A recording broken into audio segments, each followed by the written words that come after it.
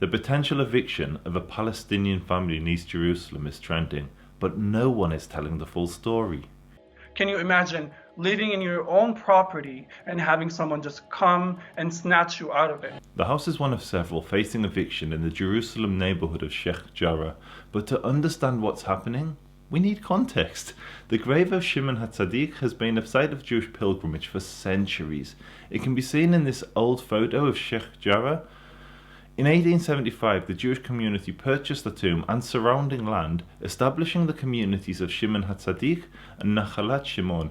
Despite facing waves of violent attacks from their Arab neighbours, the community survived until 1948, when they were forced to abandon their homes and flee. So that's the historical context. Now back to the al-Kurd eviction. My neighborhood, Sheikh Jarrah, which is located in Jerusalem, is facing the imminent threat of disposition by the Israeli settlers and Israeli police and army, and ultimately Israel. That's because their homes were built on someone else's land. Jordan conquered Shimon HaTzadik in 1948 and 7 years later built 28 homes in its place. They were built in cooperation with UNRWA, who then found Palestinian families to occupy the properties. Muhammad's grandparents were one of these.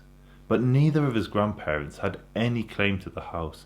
His grandmother was from Haifa, and his grandfather's family were ancestrally from Kurdistan, hence the name al-Kurd.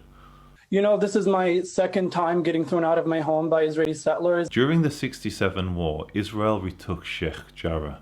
But when the original Jewish community returned to their homes, they found strangers living there. So they initiated legal proceedings to reclaim their property, and in 1982 the courts ruled they were the legal owners. But in an act of clemency, the al-Kurds were granted the status of protected tenants. This meant they could remain as long as they paid the rent. This is where Jordan built the home. Despite not being the owners or requesting permits, the al-Kurds illegally extended the property. So when Muhammad mentions he's been evicted before, he means from the illegal extension. And now, after decades of refusing to pay rent, it's looking like they could be evicted from the remaining property. That's the full story. Truthfully, it isn't a nice story. There isn't a happy ending. Evictions are ugly, whether they happen in London, New York or Jerusalem. But as the media is obscuring the truth, we felt someone had to point out that the al-Kurds were given land which Jordan had no right to give away. And now, it's looking likely that that land will be returned to its rightful owners.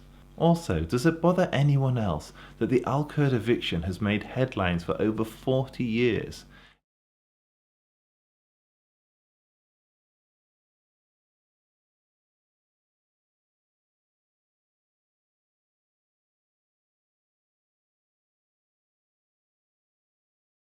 Evictions take place around the world every day and no one bats an eyelid.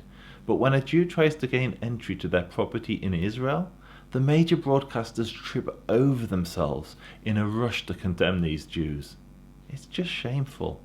Anyway, if you'd like to help us make more videos like this, you can either purchase the merch, or you can donate via our Patreon, or simply share this video and follow us on all of our social media, as it all helps. Thanks for watching.